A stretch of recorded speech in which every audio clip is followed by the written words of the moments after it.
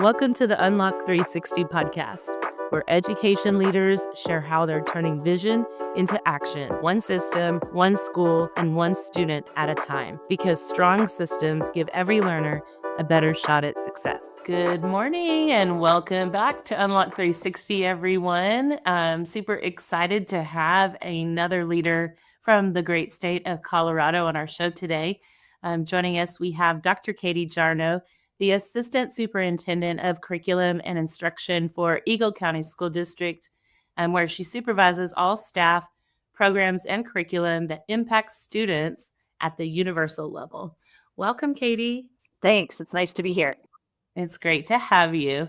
Well, let's just start with learning a bit about your background. Will you share with those joining us today how you became the Assistant Superintendent, a bit about your journey to taking that seat for Eagle County? Sure. It's kind of a circuitous journey. I grew up here in Eagle County. I graduated from Eagle County schools. My senior picture is on the wall of shame at Battle Mountain High School. Kids love pointing that out to me. My family still all live here. My niece and nephews all graduated from Battle Mountain High School. We came here because of Eagle County School District. My dad was a business teacher at Battle Mountain, and we moved here in 1972.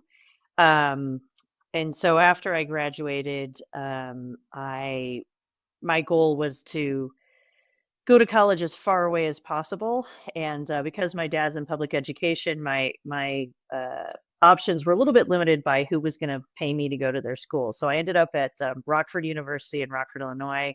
Fantastic school, had an amazing experience. I majored in English and theater. And about my junior year, my dad suggested that potentially maybe I should look at getting my degree in education as well. He was a little nervous about my job prospects with a degree in English and theater. So I did, and I did my student teaching in Rockford, and I absolutely hated it. And I swore I was never, ever, ever going into education. So I used my theater background. I was a producer. I did large scale events and documentary films and museum exhibits. And I did that for quite a while in New England. I lived in New England. And then it's kind of like, I'm a third generation educator. My grandmother taught a one-room schoolhouse in North Dakota as well. And so it's like being born into a crime family. You can try and get out, but then they pull you back in. So I ended up taking a 1-year substitute teacher position and found out I actually loved it. And my dad had said to me after I graduated from my undergraduate work, and I said, I'm never going into education. And he said, well, you just need to find the right district. You weren't in the right district. And so I found the right district in Wolfboro, New Hampshire. I was a teacher for 5 years. I then went to another district in New Hampshire in Barrington and became an assistant principal.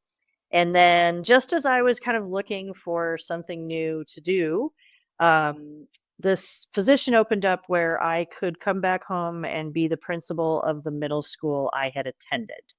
And I thought that sounded like a great adventure and just a pretty cool thing to do. So I moved home. I was the principal at Eagle Valley Middle School for 7 years.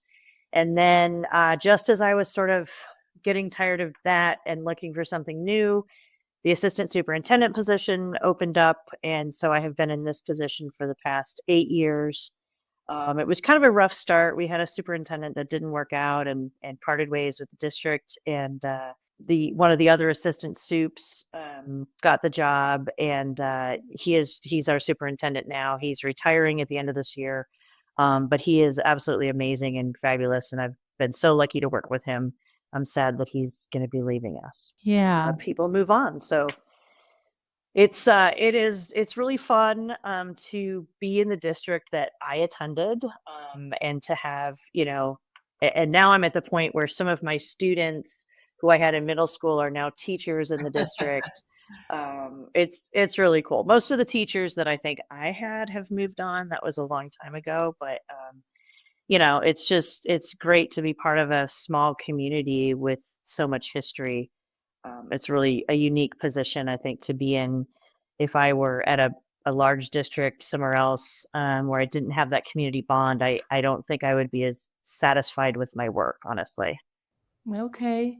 I'm really curious about your experience, your initial experience in student teaching, and Oh, yeah. what about, yeah, can you tell us what about that turned you away from education? Yeah. So the district that I was in, and this is as I remember it. So, but the district that I was in, they had lost a segregation suit. And so they had to basically desegregate their schools. And so there's a river in the middle of the city, and there's the east side and the west side. And so the east side schools were mostly new, mostly white. The side schools were older, and mostly black. And so they did a busing situation where they bussed kids. Parents were very upset. They also took all of the money from the east side schools, again, this is my understanding as, Sure, a student yeah. teacher at the time, but my perception was they basically took all the money from the east side schools and took it to the west side schools. So for instance, there was no copy paper at my school. You had to bring your own copy paper, and then you had to account for the toner, that you used and then chip in to buy toner. And I'm like, I'm a college kid, man. I can't afford that. So I would sneak into the education department or the theater department and make my copies there. Um, and then it was just, there was absolutely no support. I had a student in my class who was somehow affiliated with a gang, and a gang member came into the school, opened the door of my classroom, made some very violent gestures, and I'm, on the phone to the office. I need security. The security guard finally showed up. I don't know where they were. And then the plan from there on out was that we would walk this kid to each of his classes. And I'm like, I'm a little white girl from Vale. I'm just a college kid. I don't feel qualified to protect this child from whatever nefarious Yeah. people are after him. Like, shouldn't that be a security guard or somebody? It was just, it was so I think my dad was right in one part, that it was just so far out of my realm of anything I had experienced, and I just wasn't prepared to deal with that. I wasn't prepared to deal with the kid who, "Why didn't you do your homework?" "Well, the battery in the car we're living in died, and so the light went out and I didn't have any light." "Okay, your excuse." Like, I was not prepared for that. I didn't realize what I was getting into.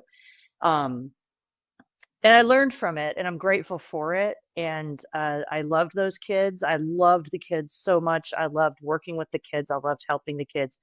It was just the adults who I just were you're Yeah. that's not how education is supposed to be. If you fast forward many years, that's probably part of the reason I went into leadership, was because I recognized that it was the leaders in that school district that were failing the teachers and the kids and the parents and the community. It was not, that's not how things are supposed to run. So yeah, I left there thinking I don't ever want to do this. Yeah, it's hard enough. It is hard enough. And now you're going to ask your teachers to bring their own paper and log the toner usage. Yeah, it was just absurd. It was just, yeah. I mean, it's those kinds of things that really, it shouldn't take 3 days to have a tech ticket answered. It shouldn't Right. be that, you're dealing with a file cabinet that you cannot get a key to unlock. I mean, like, Right. the things like that, Yeah. it's just Well, wild. and now too that I'm in leadership and I'm on the budget committee and I understand how budgets work. Yeah. Um, you don't balance your budget on toner and copy paper. Those are rounding numbers. That's not how you balance the budget. That's not how you do things. Yeah, Like, yeah. yeah. And, okay, so now I would love to know like, what caused you to take the substitute position after, Um, yeah, after yeah. this is it. I'm not and then going into your theater, Right. using that skill set. Yeah. How did you end up subbing? It was, it was just a whole I find that a lot of big changes in my life happen just because things happen and the universe puts an opportunity my way and I take it. Um, so I had, worked for a company that did production work, and then I had started my own company and had run my own company for a few years. I didn't really like that work as much doing my own thing because you have to do all the things. You have to do the Yeah. payroll and you have to do all the things and you have to be looking for your next gig while you're doing your current one. And it just wasn't a good fit for me. So then I had just and also I had never done any work in the state of New Hampshire where I was living. Everything was elsewhere, all over the country, LA, Mobile, Alabama, North Carolina, all over the place. And so I was always on the road.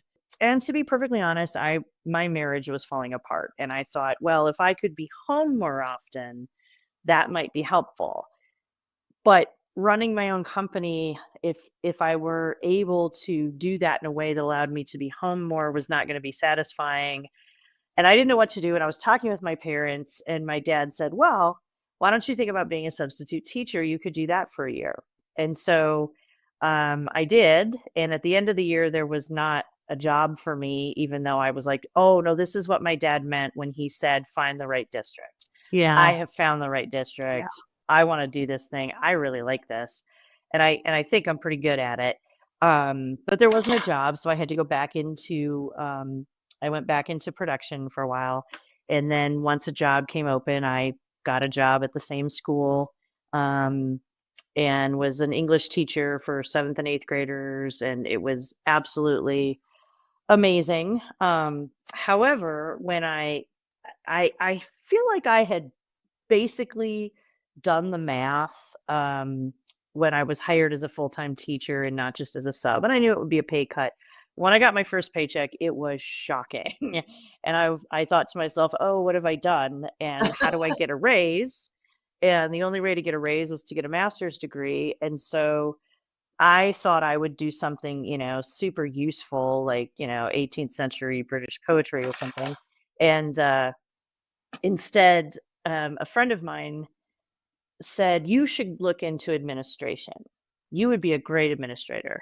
And I thought, "Oh, no, no, my daddy is a teacher, like, that's the dark side, like, you're not going to administration, my dad would kill me." And they said, "Well, just take a summer class." So I took, Introduction to Being a Principal, and on the first day of that class, I realized that being a principal is very much like being a producer. You have a budget, you have a finite amount of time.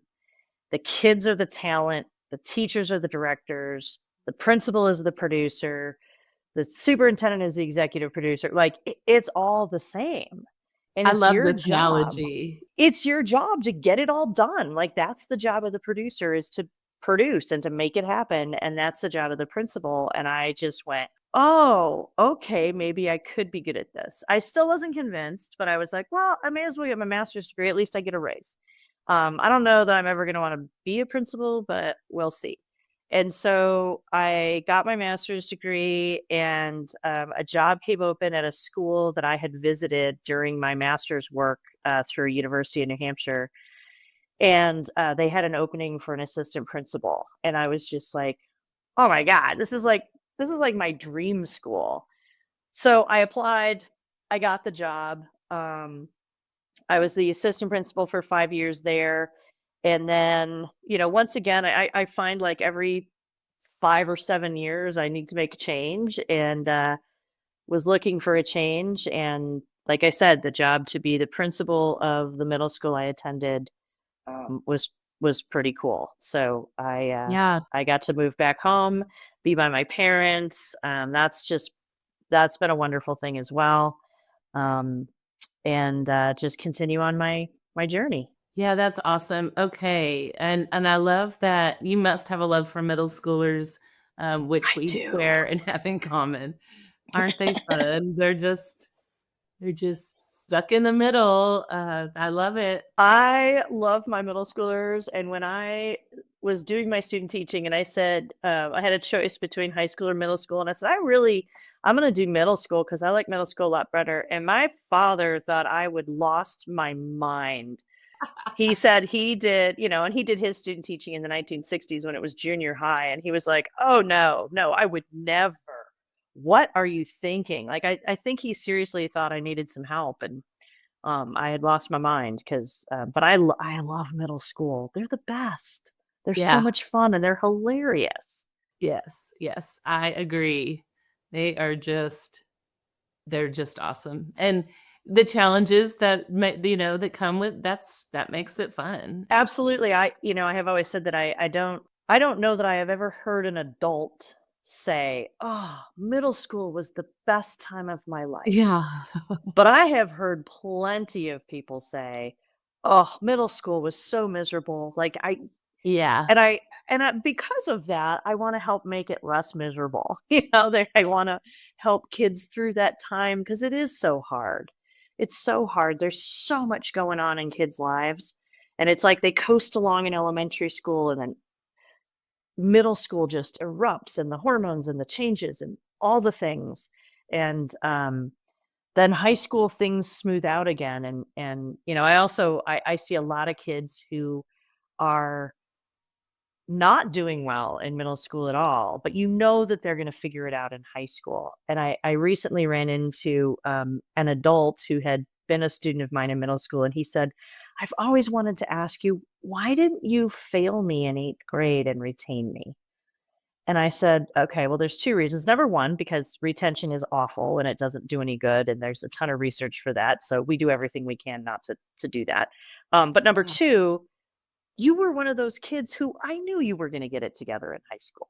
I knew it. He was and I said, "You were addicted to video games, and we were working with your parents, and you were making improvements. You were going to bed before 4 o'clock in the morning, and you were changing things." And I just knew between the support from your parents and the support that we could give you, I knew you were gonna get it together, and sure enough, he did. He went off. He went to University of Colorado and is living a great life. But there are those kids that, Yeah.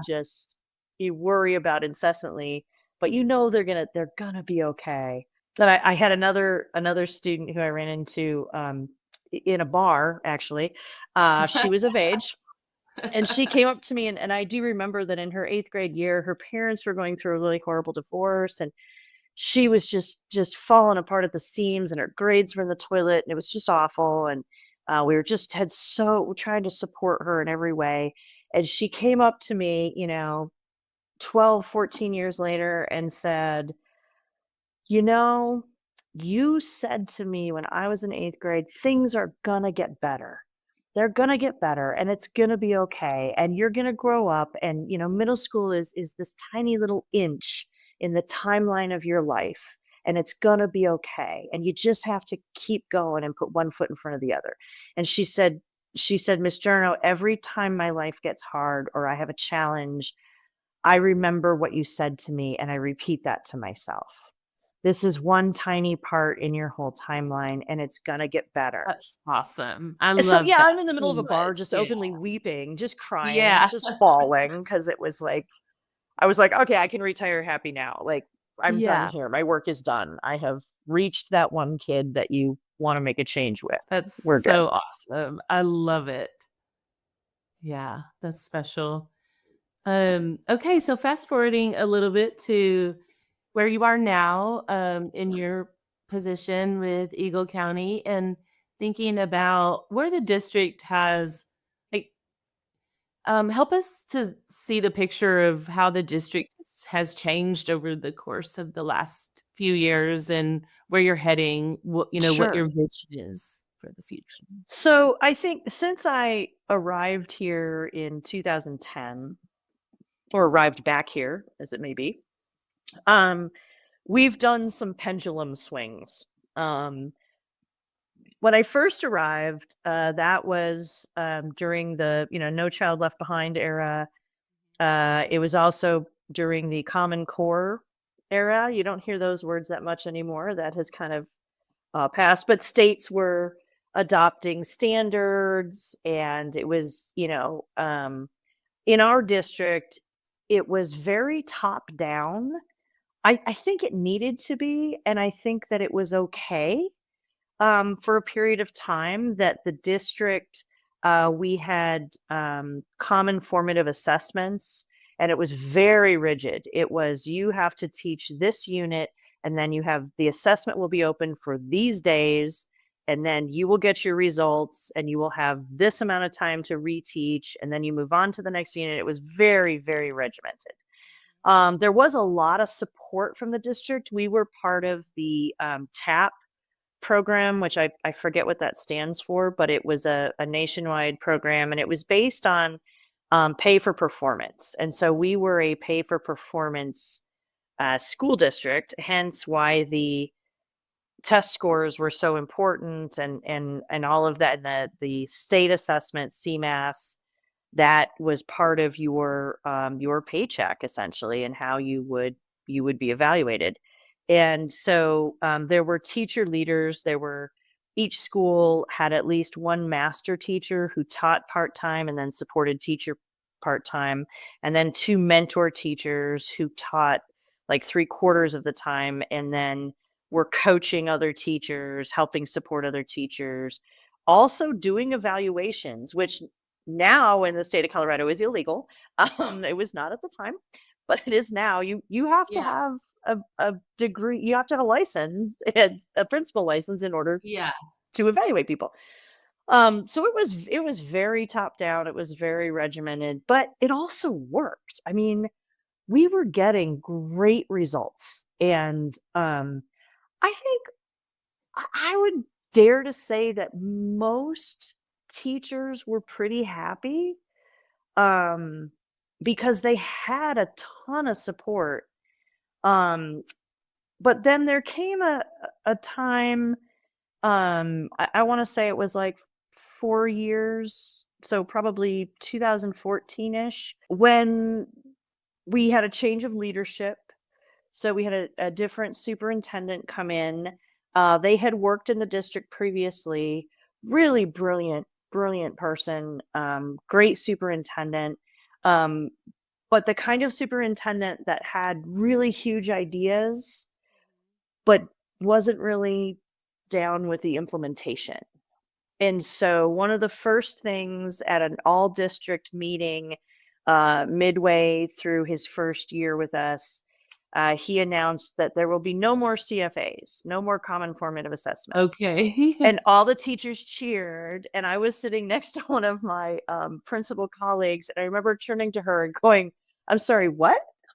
Like, okay, there were some problems with the formative assessment process, but like, he had not talked to anyone in his own cabinet about it. He just like made this Yeah. decision, and then decided that we were going to do away with pay for performance, which is fine. I was not a fan of pay for performance. It doesn't work. It doesn't motivate teachers. There's a ton of research that will Mhm. tell you that, and I lived it. Those teachers were not excited to meet with their coaches and to see their kids grow because it impacted their paycheck. They were excited because they're teachers, and that's what teachers love. So, um, that changed, and so we parted ways with TAP, and the district assembled a committee to uh, address the teacher leader situation. So if we weren't going to have masters and mentors, they weren't going to be doing evaluations. What was this going to look like? And they took 2 years to figure out a program and to roll it out. And then we had a year to actualize it in our schools. I was a principal at the time. But it was very like, do what you want to do. Here's a suggestion. Here's what you should be doing, but nobody's going to hold you accountable. And if this doesn't work for you, don't do it. So basically, if I may, it was extremely centralized, and then it became extremely decentralized. Yes, absolutely. And there was a lot of talk at the district office about, and we had to, do all kinds of presentations, and for the board, and for the district and explain what we were doing and how we were doing it. But it just felt like jumping through hoops. It wasn't like we could basically do whatever we wanted. So yeah, this pendulum just swung way back the other way. Okay. So we did have this teacher leader program in place, and that started in 2017. The superintendent who had started all of that had moved on. Um, and we had an interim superintendent who was wonderful and fabulous, and she's still a mentor of mine. I adore her. Brilliant, brilliant woman, Dr. Maggie Lopez. Um, but she was just here to keep things on the rails. She was not here to implement anything or anything like that. She was an interim. That's what an interim does.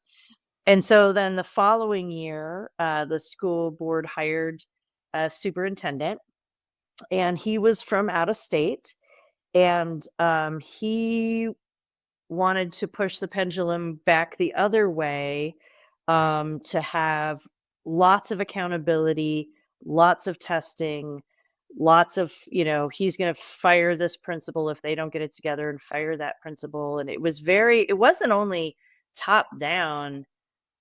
And that was the year that he hired me as an assistant superintendent. That Okay. that was my first year as an assistant soup.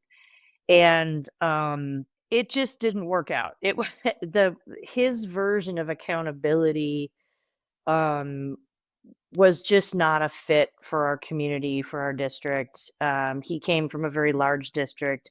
We're a medium-sized district. We're, 6,000 kids and 18 schools. And so he parted ways halfway through the school year. And then, like I'd said, one of the other assistant superintendents, Phil Qualman, became the interim. They did the national search, and then, Phil got the job. And that sort of brought us back to center again. However, that was in, 2019, 18-19 school year. And so we were cruising along and thought we were going to be doing great. And then this thing called COVID came And then along. we know who showed up. Yes. Yeah, yeah. Yeah. And so that just kind of blew everything up. And I feel like just, set us back so much just coming out of that, the behaviors that came out of that, the loss of learning that came out of that. Um, and so I feel like we had so many different things on our plates that in a lot of ways, it had to just be decentralized. There was no way to really make it top down in any sort of way. And I don't think that's what we wanted to do anyhow. I think that we wanted to pull everyone together. We wanted to get everybody back on track. And so uh, also during COVID, another thing that came out of that we discovered was some real discrepancies in grading. And so we Okay. started looking into how can we make our grading more equitable. And of course, we came across Joe Feldman's book, Grading for Equity, which is a fantastic, fantastic book and really provides a lot of the why. Why would you change up your grading system? And so we did a book study with that with the district leadership team, with principals and with staff. And then we decided to go down the road of standards-based grading. And so that has been a huge focus for the past 5 years since 2020. Lots of learning, lots of, hindsight is 2020. But I Imagine. feel like we've been really successful. We continue to work. Like the work is not done. The work will never be done. But we do have K-12 standards-based grading. There are Okay. places that are and folks who are doing it better than others, and we continue to support our teachers that need help with that.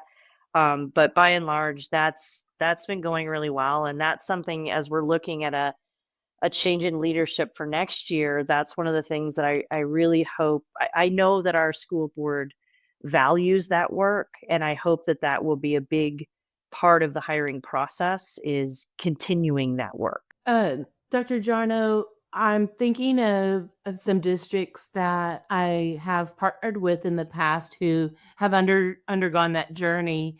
And one of the initial hurdles was helping parents and guardians like come on board. Did you have some of those challenges? Yes, very much so.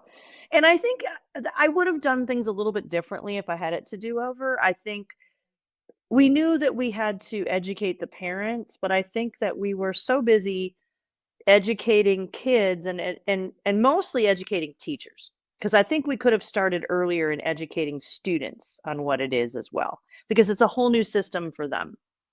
But we were so focused on professional learning for our teachers and getting it established and answering all of the questions that go with it. There are so many questions that go with it, around how do we average? Do we not average? Do we take the last standard? How does the grade book work? How does this work in Power School? What is the revision policy? Um, and so it was a lot. It was a huge, huge lift, and I don't think that, we had a vision and we had a timeline, but I think we made some missteps along the way, as you will, of course, like, that's just part of the process. But yes, getting parents on board was a huge challenge, because they just didn't understand it, and parents always go back to their experience in school and what that looks like. And so the other piece, one of the biggest pieces that we had was my child is not gonna get into college. Colleges don't accept this. Okay. And so what we did was we went and we talked with admissions counselors, and we actually created a video with several admissions counselors from CSU, from CU, from different colleges and universities. And they all said things like, oh gosh, we get hundreds of different kinds of transcripts. We don't even really pay attention to your kid's GPA.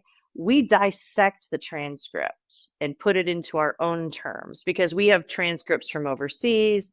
Yeah, we have tons of schools that do standards based grading. We have traditional, here are all the things we look at. And that proved to be really, really helpful for parents. That Mhm. was getting that video out and having it on our website and saying, "Here, don't listen to us. Listen to admissions counselors who say this is not a problem." Yeah. That was super powerful. Yeah, so I think that your willingness to admit there may have been some missteps and that you might do things differently if you were to, begin this transition, once again, I think that this wisdom is super helpful for some that may tune into the show. Will you, just kind of recap for us, like, what would you say, the top 2 or 3 missteps or things that you would do differently that could help another district out there looking to make this move? Sure. I think we underestimated how we needed to teach standards-based grading practices to our students. And Okay. so that they understood it fully, so that they could go home and explain it to their parents.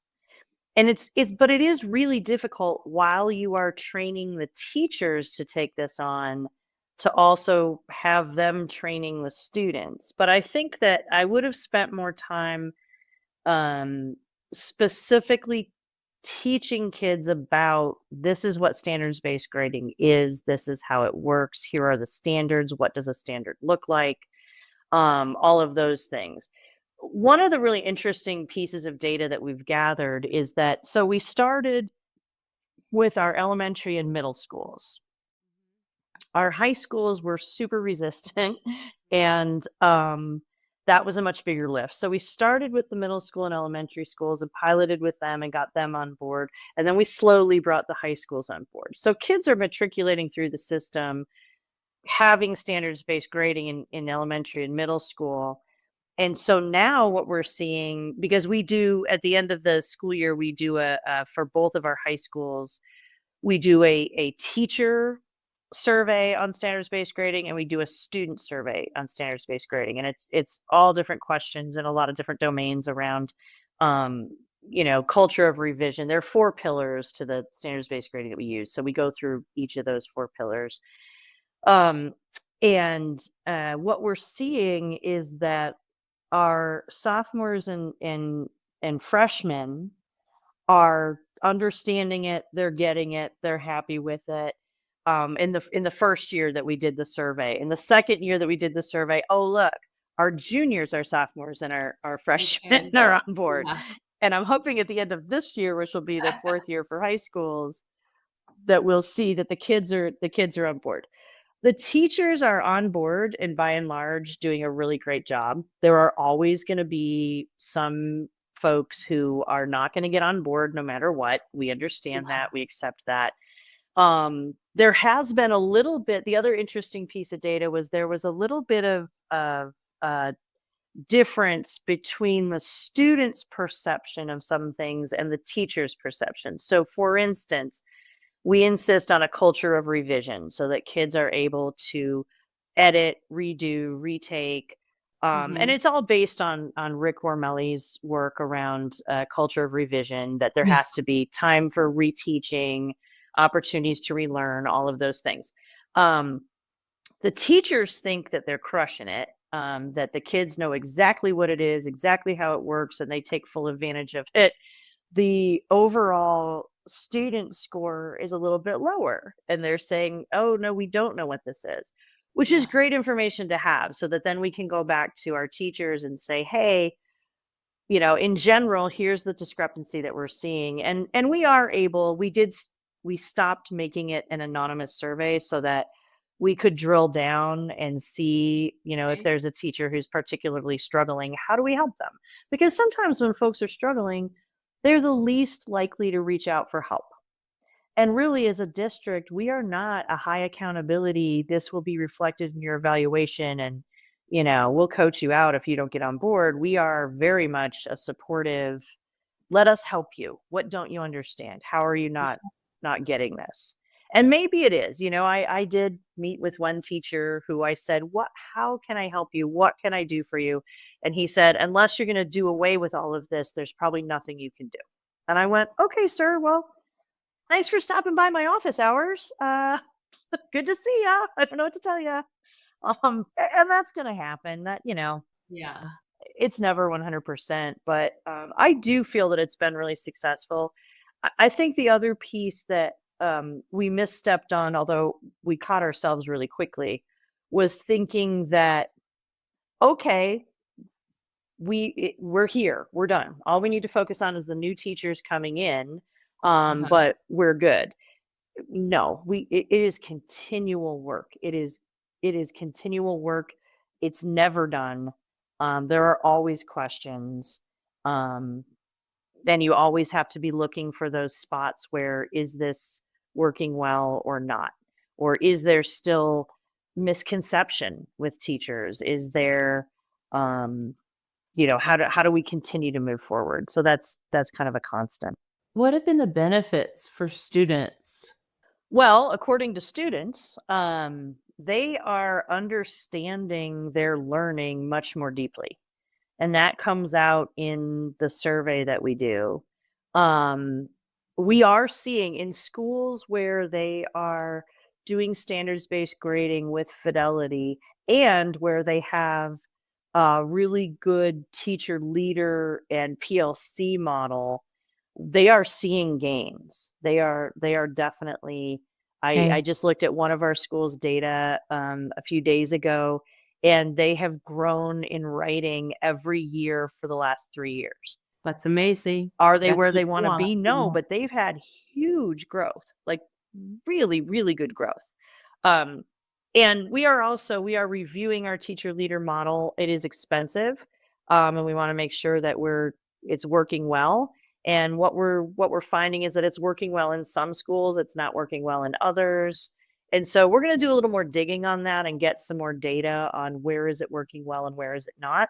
Because it seems like in the schools where it's working well, having that coaching uh, piece and having a team, an instructional leadership team at the school that is supporting teachers, that is supporting professional learning communities, that is providing the professional learning that's going on in the building, they really are showing some great growth.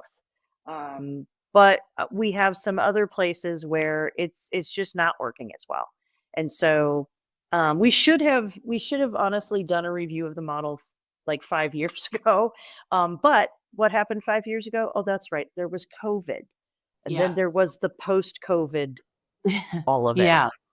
Will you shed some light on your teacher leader program, like what it is currently? Sure. So, based on the number of teachers, each school has a certain number of teacher leaders, and they teach 75% of the time, and then they have 25% release time. And so they meet with their building administrators once a week. That's called the instructional leadership team. And Okay. then we have on Wednesdays, we have what we call late start Wednesday. So we have at least an hour. Some schools do different times, but it has to be at least 60 minutes. Some schools go as much as 90 minutes of professional learning time. So the teacher leaders and the administrators determine what is the focus in conjunction with the district. So we have a director of an instruction and an instructional specialist, and they are sort of the leaders of the teacher leaders. And so we have a teacher leader PLC where all the teacher leaders come together once a month. And we have, a different, I don't want to say topic, but direction sort of each year. And we have that planned out on a 3-year trajectory.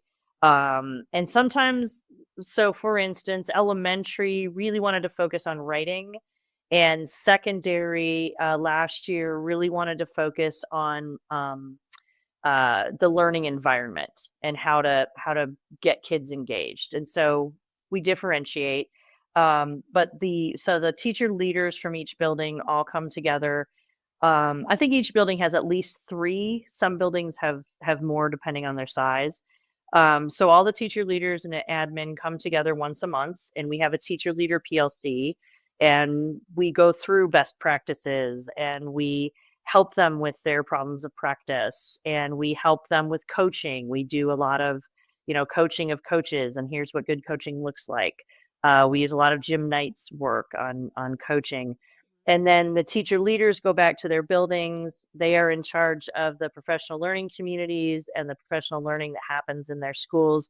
But then they also coach one-on-one. And so that part of it is really hard, to be honest. It's so hard to find the Yeah. time, and when Right. does everyone have the right time together, and that part is hard, but I think that it's super valuable. Um, and Yeah, so that's kind of how it sort of works from all the different layers. Sorry, I feel like that was a very convoluted way of getting to the bottom of how that works. But No, no, I think that was really helpful and shed a lot of insight onto how you're doing that. So, are there also folks that serve as specifically like their role is instructional coaching and that is the role, or no, not at this no, time? so we don't have instructional coaches Okay. anymore. We did for a while, and through Colorado is basically 58th in funding for the United States. So we have budget cuts all the time, and we have Yeah. we have basically pared down the district office to very bare bones. So the only instructional coaches we have are the teacher leaders. Got it. Okay. Yeah, I can understand that would be the tricky part of serving as a teacher leader trying to find the time to actually do the coaching piece. Yeah, I can see that. Yeah. Okay. And some of the specific pedagogical coaching can be hard too. I'm an English teacher. Yeah. And although I love going into math class and learning math stuff, I shouldn't be teaching it. So if I'm going to be coaching a math teacher, how does that work? And if I'm in a small school and all 3 of our teacher leaders are English teachers, that's kind of difficult. I think at the high school level that becomes a little bit easier because they have departments and they have department heads, and they also help to coach. So but yeah, it's hard, but we value it, and I think that we need Yeah. to, we are reviewing it this year. That revision committee, I had intended to do a program review anyway, But it was actually from negotiations. Our teachers association said we want to review this, in part because it's expensive. Because we Yeah. backfill, we provide a 0.25 FTE Right. for every teacher leader so that their school can backfill essentially Yeah. their position. That's $1.3 million. That's It's a a lot. big Yeah. chunk of change in a district of our size. So there is some pushback on, is this really worth it for this amount of money? And that's kind of what we're looking into. And my feeling on it is, yes, it is really worth it. However, we have to make sure that it is working the way it's supposed to be working. And in those places where maybe it's not working the way it's supposed to be working, maybe we need to make some changes. Yeah. And so do all of your school sites have every school has the teacher leader program and the instructional leadership teams, that some just may not be working as well as Right. others? Yeah. In some schools, we have seen where teacher leaders are really doing more administrative jobs. They're taking on part of, especially at elementary schools, it happens where, because elementary schools don't ordinarily have an assistant principal. And so sometimes some of the things the assistant principal would do, here, work on the UIP, the Unified Improvement Plan for the school, or doing like some of the things that really the administration should be doing. I think in other places, and it just depends on the culture of the school, there are some teachers who feel that, they're veteran teachers and they don't need a coach. I admit I'm a New England Patriots fan, and even Tommy Brady had a coach. Drake May has a I coach. love this. This is my yeah, this is my jam. Drake I May use this has a analogy all coach. the time. Yep. So, there's some of that in certain buildings where there's just resistance to coaching. And then I think in a couple buildings, I don't think the principal sees themselves as the instructional leader. And that Okay. is so, so important because you are the chief instructional leader of your school. And so, for whatever reason, I feel like we have a couple of principals who, well, one of whom was not a teacher. He took a very circuitous route to getting into education. He is a phenomenal leader, but he's a little afraid, I think, of instructional leadership. Okay. And so he is one of the principals that I supervise, and so I'm working with him to help him like, no, you have the chops, babe. Yeah. You got this. But you have to see yourself that way as well. So it's different reasons for why it might or might not be working. Yeah. Got it. Where do you see Eagle County in like the next, if you could paint a picture for us, is where you're heading in, the next 3 to 5 years? What would it be if it was you're making calls? Where are you headed? The other assistant superintendent oversees exceptional student services. So I oversee kind of Okay. everything that is universal. She Yeah. oversees all the other things. And our teams all came together one time and we decided that we are team tugboat. Because just like tugboats, the district is this ginormous ship. And it is our job to help guide the ship in the right direction and to make sure that it stays off the rocks and make sure it stays in the channel and make sure it's Yeah. safely getting to where it needs to go. And it's not a fast process. You're not going to turn on a dime. We're little tugboats pushing this big thing. And so I feel like we are back in the channel, during COVID and post COVID times. Oh my gosh, we were on the rocks a little bit. So our big giant ship is in the channel and we are Yeah. slowly moving forward. And to get a giant ship like that, to get momentum and to move, it takes time. And so what I'm hoping is that we're back in the channel.